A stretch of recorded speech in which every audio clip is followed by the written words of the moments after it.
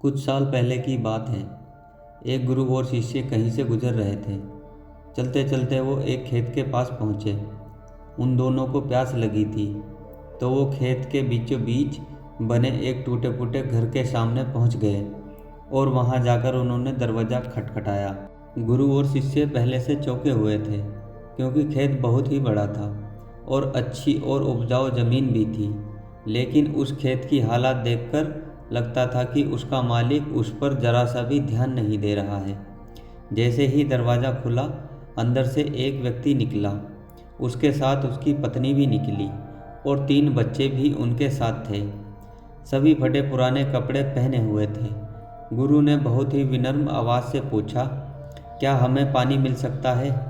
आदमी ने गुरु और शिष्य को पानी दिया और पानी पीते पीते गुरुजी बोले, मैं देख रहा हूँ कि आपका खेत इतना बड़ा है, पर इसमें कोई फसल नहीं बोई गई है। आखिर आप लोग अपना गुजारा कैसे चलाते हैं? आदमी गुरु से बोला, गुरुजी हमारे पास एक भैंस है, वो काफ़ी दूध देती है। दूध बेचकर उससे कुछ पैसे मिल जाते हैं और बचे हुए दूध का हम सेवन करते हैं और हमारा गुजारा ऐसे ही चलता रहता है।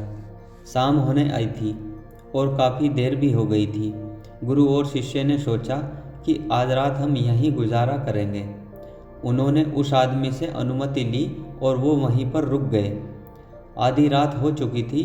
गुरु ने अपने शिष्य को उठाया और एकदम धीमे से उसके कानों में बोला, चलो हमें अभी यहाँ से निकलना है और चलने से पहले इस आदमी की जो भैंस है उसे हमें लेकर जाकर कहीं जंगल में छोड़ देना है। शिष्य को अपने गुरु की इस बात पर जरा सा भी यकीन नहीं हो रहा था, क्योंकि जिस गुरु से वह बहुत सारी चीज़ें सीखा हुआ था, उसी गुरु ने किसी का बुरा करने के लिए बोला। फिर भी वो उसके गुरु थे, इसलिए वो गुरु की बात को मना नहीं कर सका। आखिर में गुरु और शिष्य जंगल की ओर निकल पड़े और भैंस को ऐसी जगह पर छोड़ दिया जहाँ से वापस आना मुश्किल था। यह घटना शिष्य के मन में बैठ गई थी और करीब 10 साल के बाद एक बड़ा गुरु बना। तब उसने सोचा, क्यों ना अपनी गलती को सुधार लिया जाए और उस गलती को सुधारने के लिए उस आदमी से मिला जाए और उसकी आर्थिक मदद की जाए, जिससे उस व्यक्ति की आगे आने वाली ज़िंदगी खुशहाल ज़िंदगी बने। और वो निकल पड़ा उस आदमी की मदद करने के लिए। कुछ समय चलने के बाद वो शिष्य वहीं पर पहुंच गया जहां वो अपने गुरु के साथ पहले पहुंचे थे, मगर वो फिर चौंक गया। वहां पर उसने देखा बहुत बड़े बड़े से फल के पेड़ लगे हुए हैं। एक बड़ा सा घर बना हुआ है। शिष्य को लगा कि शायद भैंस के चले जाने के बाद वो परिवार सब कुछ बेचकर चला गया होगा, इसलिए वो वापस लौटने लगा। तभी उसने उस आदमी को देखा। शिष्य उस आदमी से बोला, शायद आप मुझे नहीं पहचानते, लेकिन मैं आपको सालों पहले मिला था। उस आदमी ने मायूसी से बोला, हाँ हाँ, कैसे भूल सकता हूँ उस दिन को। वो आप लोग तो बिना बताए ही चले गए, पर उसी दिन ना जाने क्या हुआ। जो मेरी भैंस थी वो जाने कहाँ चली गई और आज तक नहीं लौटी। कुछ दिनों तक मुझे समझ में नहीं आया कि क्या करना चाहिए और मैं क्या कर पाऊँगा, पर जीने के लिए मुझे कुछ ना कुछ तो करना ही था।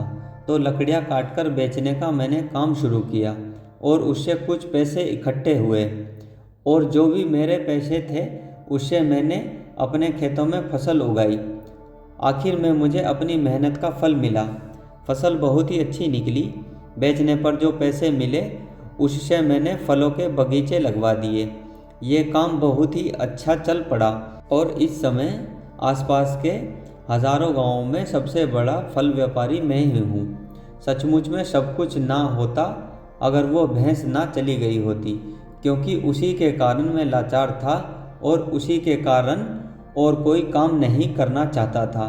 उसके जाने से मैंने नए रास्ते निकाले जिससे मैं पैसे कमा सकता था और आज मैं एक बहुत बड़ा व्यापारी बन चुका हूँ।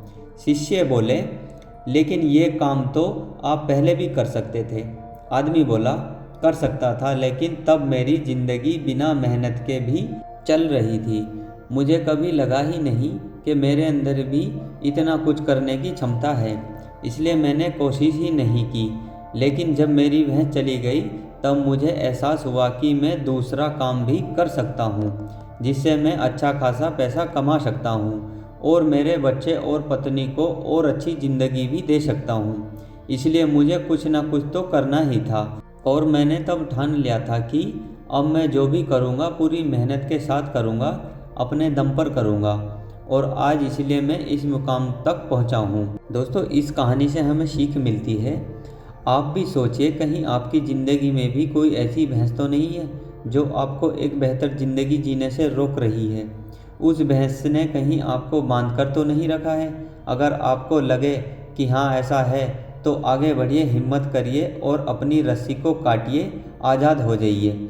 जो आपके पास है उसे खोने का डर मत पालिए, क्योंकि आपके पास खोने के लिए बहुत ही कम चीज़ें हैं। पर सोचिए, अगर आप कामयाब हो जाएंगे तो पाने के लिए पूरी दुनिया आपके पास है।